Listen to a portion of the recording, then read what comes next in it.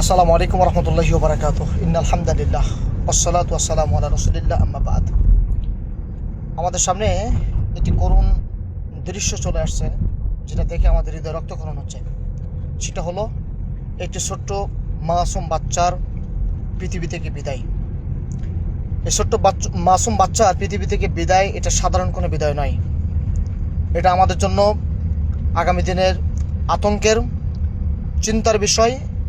এবং বাংলার জমিন থেকে যে মানবতা উঠে গেছে, আন্তরিকতা, ভালোবাসা উঠে গেছে, এটা স্পষ্টভাবে প্রমাণ করে।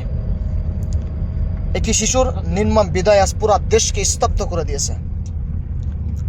ভবিষ্যতে শিশুর নিরাপত্তার জন্য এখন এটাকে জোরদারভাবে যথাযথ আইনি ব্যবস্থা নেওয়া এখন সময়ের দাবি। এই দাবি শুধু বাংলাদেশের আইন আদালতের নয়, গোটা মানব জাতি আজকে অপেক্ষায় আছে এটা যথাযথ বিচারের জন্য। আশা করছি ইনশাআল্লাহ এটা যথাযথ বিচার অবশ্যই পাবো ইনশাআল্লাহ।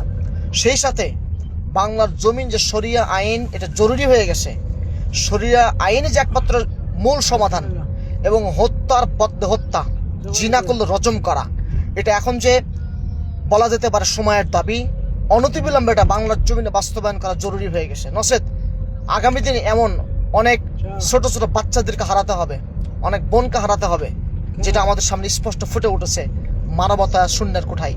এই জন্য অনতিবিলম্বে আমাদের দাবি একটাই, সেটা হলো কোনো কথা ছাড়াই শরিয়া আইন বাস্তবায়ন চাই।